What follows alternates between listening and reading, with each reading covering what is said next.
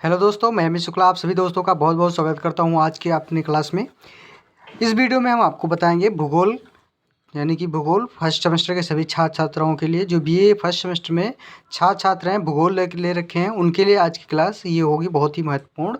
और इसमें हम आपको बताएंगे प्लेट विवर्तनिकी के बारे में, जो आपके पेपर में सबसे ज़्यादा प्रश्न ये पूछे जाते हैं और हर विश्वविद्यालय के लिए प्रश्न है। और जो छात्र छात्राएं हमारे कहते हैं कि सर हमें ऑब्जेक्टिव क्वेश्चन दे, तो ऑब्जेक्टिव भी क्वेश्चन आपको यहीं से मिलेगा, अलग से कहीं से नहीं मिलता है। आपको एक एक टॉपिक अगर हम आपको अलग से बताएंगे तो ये चीज़ें आपको समझ में नहीं आएगी। तो अच्छे से आप लोग इसको देखिए और आपको यहीं से ये प्रश्न मिल जाते हैं कि कौन सा प्रश्न कैसे, आपको जब तक आप देखेंगे नहीं, पढ़ेंगे नहीं, तब तक आपको मिलेगा नहीं। तो दोस्तों, ये चीज़ें बिल्कुल दिमाग से हटा दीजिए कि ये हमारे सिलेबस में नहीं है। आप लोग सिलेबस में मत जाइए, ये चीज़ देखिए कि इसमें प्रश्न कौन सा है और प्रश्न में सबसे इस प्रश्न में कितने क्वेश्चन उठते हैं। तो ये चीज़ें आप लोग अच्छे से तैयारी कर सकते हैं।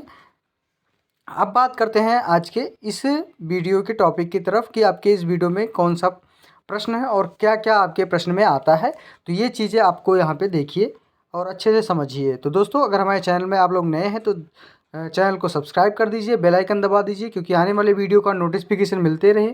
और जो हमारे पुराने छात्र छात्राएँ हैं वो एक दूसरे को वीडियो को शेयर करते रहिए और लाइक करते रहिए। तो इसी के साथ आगे चलते हैं क्लास की तरफ। दोस्तों, आपका पहला प्रश्न ये रहा कि प्लेट विवर्तनिकी द्वारा किस प्रकार स्थल मंडल में परिवर्तन होता है। बहुत ही बढ़िया प्रश्न है, आपको समझने के लिए थोड़ा दिमाग लगाना होगा, क्योंकि ये प्रश्न आपके पेपर में हर बार पूछा जाता है प्लेट विवर्तनिकी से, यानी कि जिसे हम कहते हैं इंग्लिश में प्लेट टेक्टोनिक। प्लेट टेक्टोनिक के बारे में आप लोग पढ़ा ही होगा।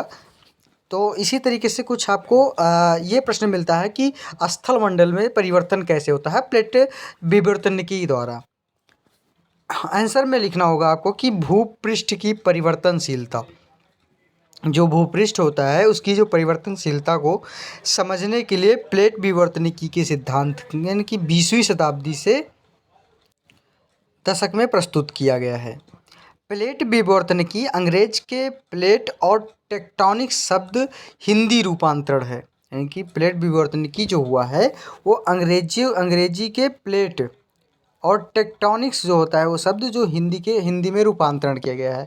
सामान्य रूप से अगर बात करें तो हम प्लेट जो है वो स्थल मंडल के अशांत द्रव, जिसे हम कहते हैं एस्थेनोस्फीयर, क्या कहते हैं हम इसे, एस्थेनोस्फीयर के ऊपर अपने सापेक्षिक संचालन में टूटे हुए अंग हैं। यानी कि इसका मतलब क्या होता है, प्लेट का मतलब ये बताया गया है कि एस्थेनोस्फीयर का जो सापेक्षिक संचालन होता है वो टूटे हुए अंग होते हुए।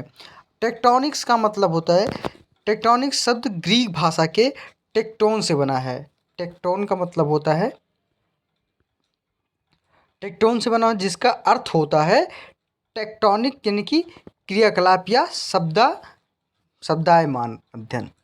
देखिए, टेक्टोनिक का मतलब होता है क्रियाकलाप या फिर हम जिसे कहते हैं शब्दायमान अध्ययन होता है। इसका मान क्या कहते हैं हम, शब्दायमान अध्ययन। अगर ये दूसरे शब्दों में इसका अर्थ संगठन करता होता है, इसका जो अर्थ होता है वो संगठन करता होता है, दूसरे शब्दों में अगर हम बात करें तो जो स्थल मंडल की चट्टानों को तोड़ता और मोड़ता है वही हमारा प्लेट टेक्टोनिक यानी प्लेट विवर्तनिकी होता है।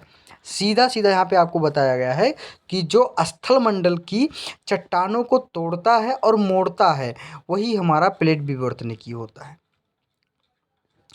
यद्यपि प्लेट शब्द का प्रयोग जो है वो 1960 में 65 के मध्य अनेक विद्वानों ने किया जाने लगा था। उन्हें उसके मध्य में कई विद्वानों ने इसका अध्ययन किया है। किंतु डीपी मुकेजी और आर.एल. पारकर ने 1967 ईस्वी में सर्वप्रथम प्लेट विवर्तनिकी के मृत तत्वों के रूप में, मृत नहीं, मूल तत्वों के, यहाँ पे मूल तत्वों के रूप में तैयार की है और इस खंडजा प्रस्तर सिद्धांत के नाम से जाना जाता है, जिसे कहते हैं हम क्या, खंडजा प्रस्तर, यानी कि जो खंडों में विभाजित हो जाते हैं, यानी कि खंडजा प्रस्तर के नाम से सिद्धांत क्या हुआ, जाना जाने लगा है। तो ये इसका आप लोग को प्लेट विवर्तनिकी के बारे में समझ यानी कि प्लेट विवर्तनिकी होता क्या है, इसका अर्थ क्या होता है, ये समझ में आपको आया होगा। प्लेट विवर्तनिकी का मतलब होता है कि जो स्थल मंडल के जो चट्टान होते हैं जिसे बड़े बड़े पत्थर जिसे बोलते हैं, उसको तोड़ते हैं और मरोड़ते हैं, यानी कि तोड़ मोड़ के उसको एक साइड में रखेंगे, वही होता है प्लेट विवर्तनिकी। अब आपका आएगा नेक्स्ट हेडिंग कि प्लेट की गतियाँ व दिशाएं, प्लेट की गतियाँ कैसी होती हैं और उसकी दिशाएं कैसी होती हैं, ये लोग अच्छे से आप लोग ध्यान दीजिए, क्योंकि आपका जो प्रश्न है बहुत ही मोस्ट इम्पॉर्टेंट है और बहुत ही अच्छा प्रश्न है। दोस्तों वीडियो अच्छे से आप लोग ज़रूर देखिएगा और लाइक और सब्सक्राइब बिल्कुल करना ना भूलिएगा। एक लाइक और एक सब्सक्राइब ज़रूर बनता है दोस्तों, और अच्छे से आप लोग ज़रूर देखिए वीडियो को। इसके बाद में फिर आपका आता है प्लेट की गतियाँ व दिशाएँ। प्लेट विवर्तनिकी में स्थेनोमंडल में यानी कि स्थेनोमंडल पर स्थल मंडलीय प्लेटों की गतिशीलता का उल्लेख किया गया है, किंतु यह गति एक ही दिशा और एक अस्थाई। तो ये आपका होता है प्लेट विवर्तनिकी के जो स्थेनोमंडल होता है। स्थेनोमंडल आप लोग जानते हो कौन सा होता है। स्थेनोमंडल पर यानी कि स्थल मंडलीय प्लेटों की गतिशीलता का उल्लेख किया गया है। ये जो गतिशीलता होता है प्लेट की, जो गतिशीलता होती है, जैसे भूकंप वगैरह आते हैं या फिर आपका लावा निकलता है, या फिर मान लो जैसे लावा हो गया, भूकंप हो गया, वो आपके प्लेट विवर्तनिकी के अनुसार ही होता है। तो इसी के गतिशील को हम क्या कहते हैं, उल्लेख यहाँ पे क्या है, कहाँ पे, स्थेनोमंडल में आपके। तो किंतु अब यहाँ पे किंतु यह गति एक ही दिशा और एक अस्थाई नहीं चाल में नहीं होती है, बल्कि प्लेट के गति में अंतर होता है। यानी कि जो बल्कि इसमें कहा गया है जो प्लेट की गति के अंतर, प्लेट के गति में अंतर होता है। और इन प्लेटों की जो मोटाई है वो 100 से लेकर 200 मीटर तक भिन्न होती हैं। प्लेटों की गति के मूल में पारस्परिक संवहन धाराएं प्रेरक शक्ति के रूप में कार्य करती हैं।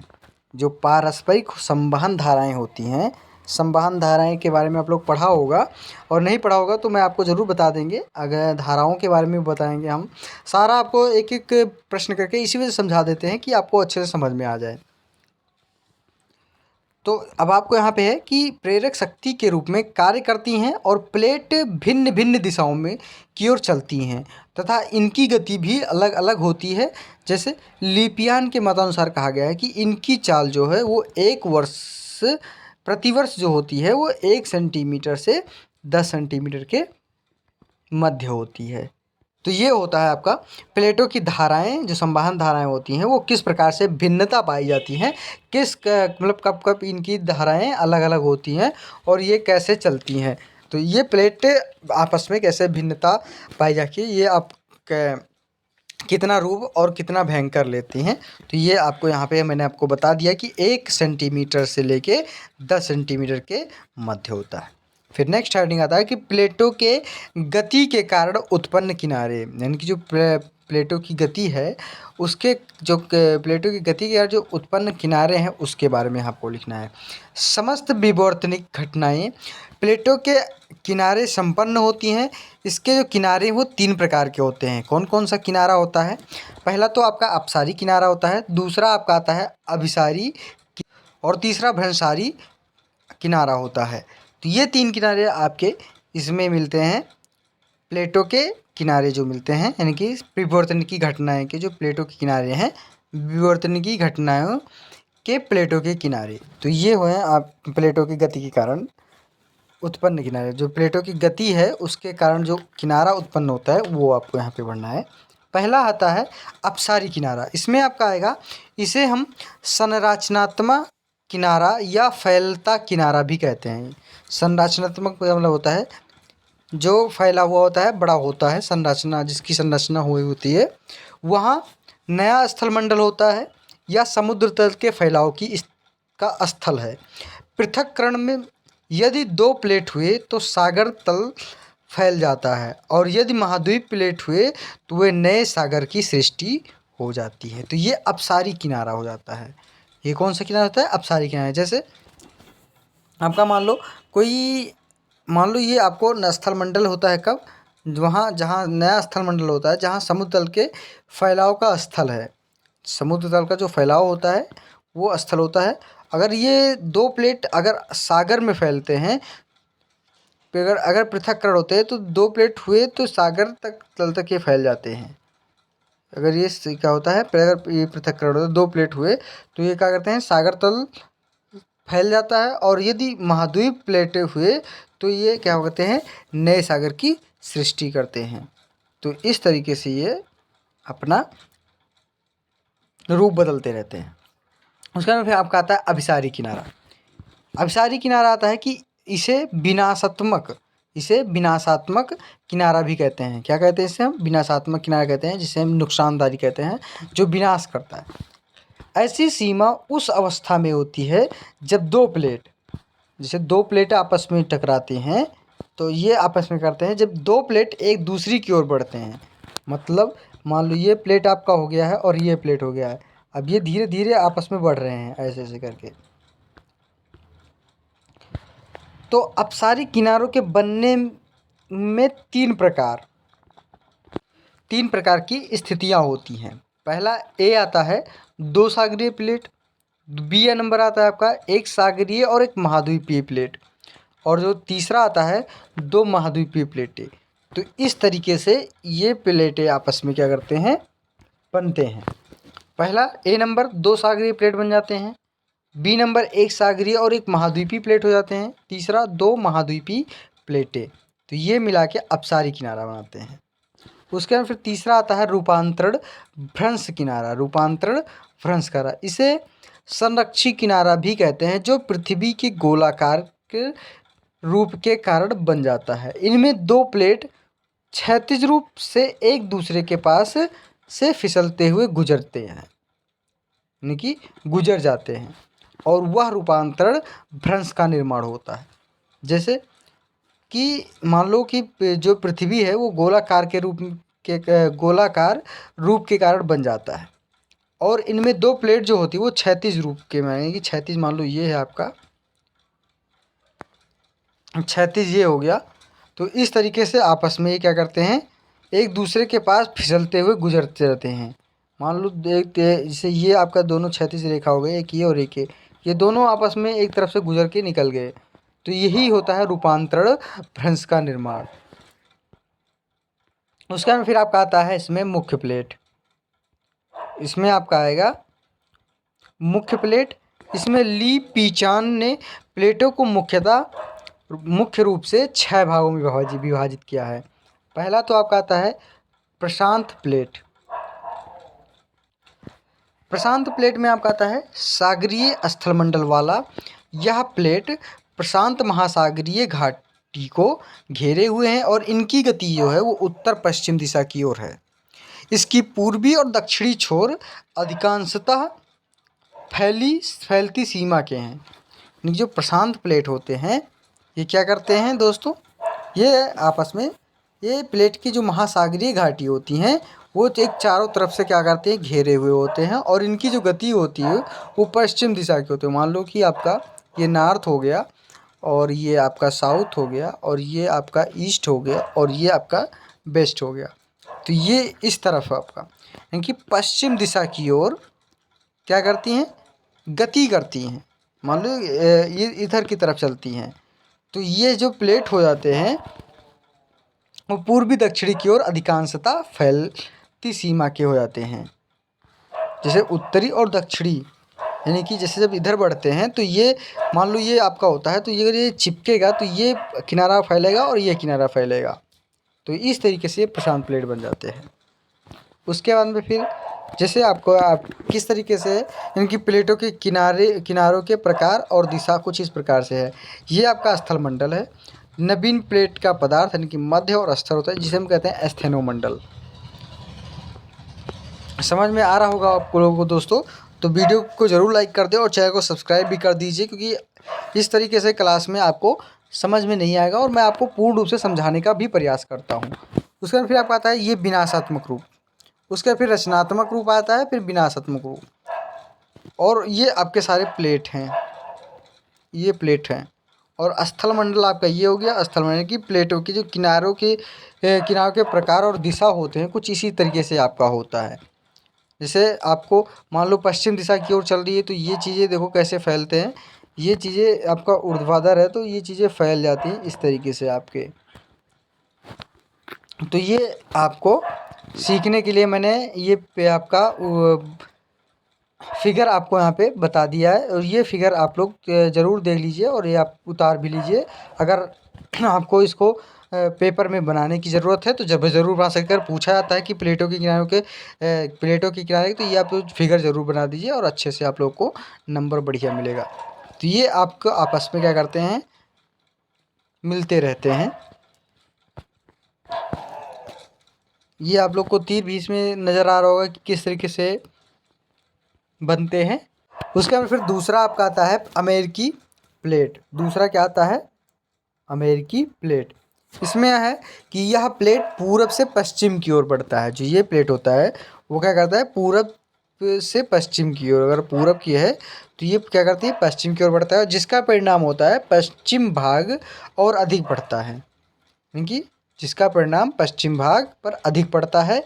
यह प्लेट अधिकांशतः दक्षिणी और उत्तरी अमेरिका के स्थल मंडल पर छाए हुए हैं। कहाँ पे मिलता है ये आपको ये प्लेट, ये ज़्यादातर आपको मिलेंगे दक्षिण और उत्तरी अमेरिका के स्थल मंडल पर। तीसरा नंबर आता है यूरेशियाई प्लेट। ये प्लेट जो है वो यूरेशियाई प्लेट के अधिकांशतः महाद्वीपीय स्थल मंडल के रूप में जाना जाता है और यह पूरब और उत्तर की सागरीय स्थल मंडल से घिरा हुआ है।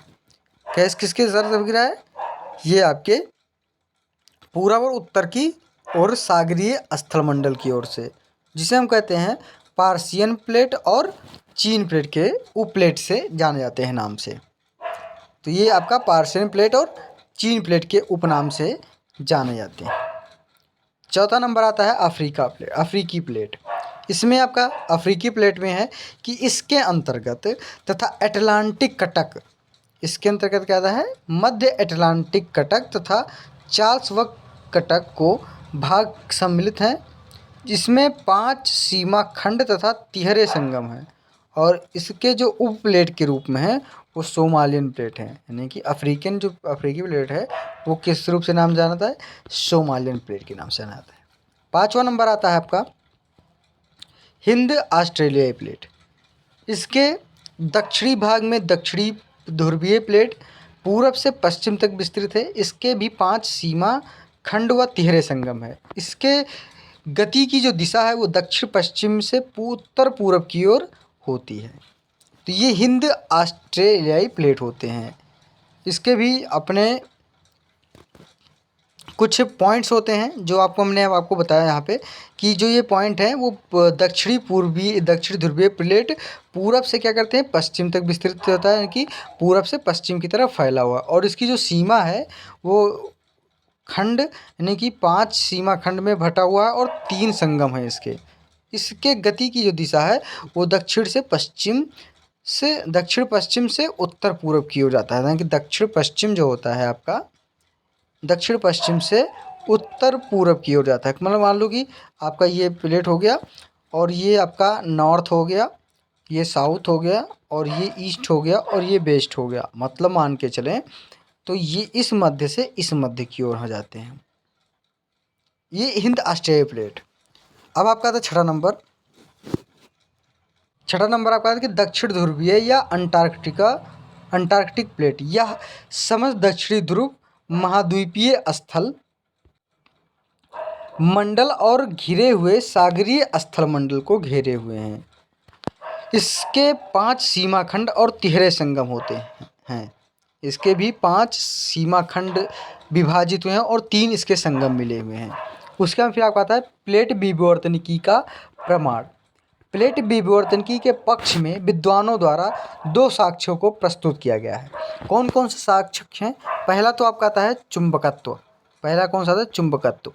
इसमें चुंबकत्व का मतलब होता है चुंबक लोग आप जानते हो कि मैग्नेटिक जो होता है वो एक दूसरे की ओर आकर्षित करता है। पृथ्वी एक विशाल छड़ चुंबक की भांति व्यवहार करती है। जो पृथ्वी है एक जो विशाल छड़ होता है चुंबक की, उसी के भांति क्या करती है, अपना व्यवहार दिखाता है। और यह चुंबकत्व जो है वो पृथ्वी के आंतरिक भाग से उत्पन्न होता है, यानी कि भूक्षण चुंबक के दोनों ध्रुव पृथ्वी के भौगोलिक ध्रुव एवं परिभ्रमण कक्ष से विशेष रूप से सामंजस्य रखते हुए उनसे प्रायः सीध में रहते हैं। इसलिए पहले के चट्टानों की चुंबकीय उत्तरी दक्षिणी दिशा वाली चट्टानें कालांतर में क्या करती हैं, पूरा चुंबकीय चट्टानें कहलाती हैं। जिस तरीके से ये सीध में रहते हैं उसी तरीके से ये भिन्नता रखती हैं और बदली हुई दिशा वाले चट्टानें कालांतर में पूरा चुंबकीय चट्टानें कहलाएंगी। चट्टानों के पूरा चुंबकत्व के अध्ययन से अनेक प्रमाण एकत्र किए गए हैं जो प्लेटों के विस्थापन की पुष्टि करता है। इनकी ब्लैकेट महोदय जी के अनुसार कहा गया है कि ब्रिटिश द्वीपों पर ट्रियासिक यानी कि बालुका पत्थर जिसे कहते हैं, बालुका पत्थर के अध्ययन के आधार पर 200 मिलियन वर्ष पूर्व की ध्रुवों की जो स्थितियों का निर्धारण किया गया था, इससे निष्कर्ष निकलता है कि चुंबकीय ध्रुवों का जो परिभ्रमण प्लेटों के विस्थापन के कारण हुआ है। विस्थापन का मतलब होता है एक स्थान से दूसरे स्थान पर भ्रमण किया गया है, जिसे हम कहते हैं क्या, वो एक दूसरे स्थान पे वो क्या करते हैं, वहाँ पे आके इकट्ठे हो गए हैं यानी कि मिल गए हैं, या वहाँ पे एक स्थान से दूसरे स्थान पे जाके रुक गए हैं। दूसरा नंबर आपका आता है कि महासागरीय नितलों का विस्तार।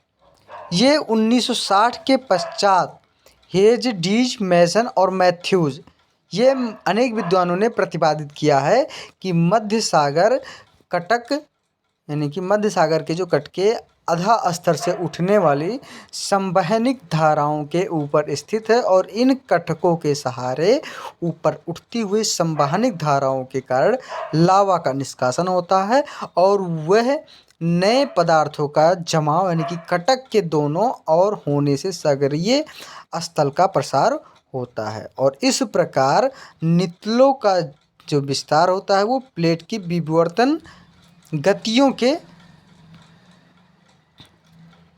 के सक्रिय होने का प्रमाण बताता। तो ये होता है आपका दूसरा नंबर की सागरीय नितलों का विस्तार।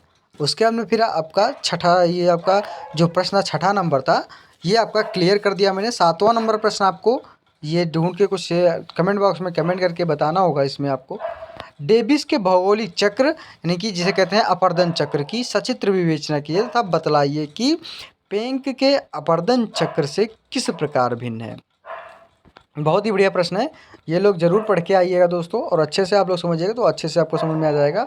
अगर आपको नहीं मिल रहा है प्रश्न तो हम आपको ज़रूर यहाँ पे बताएंगे अगले वीडियो में, और आपको लोगों को कुछ नया सिखाने का इसमें भी प्रयास करेंगे इस प्रश्न में कि भौगोलिक चक्र का मतलब होता है अपर्दन चक्र, और इसकी चित्र सहित वर्णन करके बताएगा। और पेंग के जो अपर्दन चक्र है उसके भी हम भिन्नता के बारे में बताएंगे। तो दोस्तों वीडियो अच्छी लगी हो ज़रूर लाइक कर दें, चैनल को सब्सक्राइब कर दीजिए और बेल आइकन दबा दीजिए, क्योंकि आने वाली वीडियो का नोटिफिकेशन आप लोगों तक बिल्कुल मिलता रहे।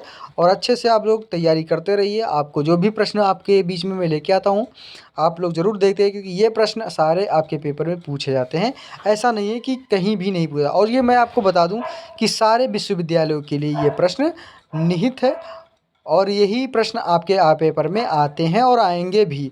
और जिनका मैं बता दूं कि दोस्तों जिनका ऑब्जेक्टिव प्रश्न है तो ऑब्जेक्टिव प्रश्न कुछ इसी तरीके से बनता है जैसे महासागरीय के नितलों का जो विस्तार होता है वो किसके द्वारा बनता है, चाहे आप हेज हो गया, डीज हो गया, मैसन मैथ्यूज हो गया, और किस सन में होता है, किस सन में बना, ये किस सन में विस्तार हुआ, 1960 के दशक में हुआ। उसके अंदर फिर प्रश्न आपका आता है इसी तरीके से कुछ कि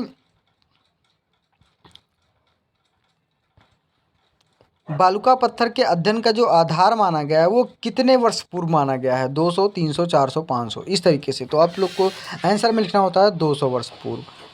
तो इसी तरीके से आपका प्रश्न बनता है। तो अब वीडियो के साथ अगली वीडियो में हम जरूर उपस्थित होंगे आपके साथ नए वीडियो के साथ। धन्यवाद दोस्तों।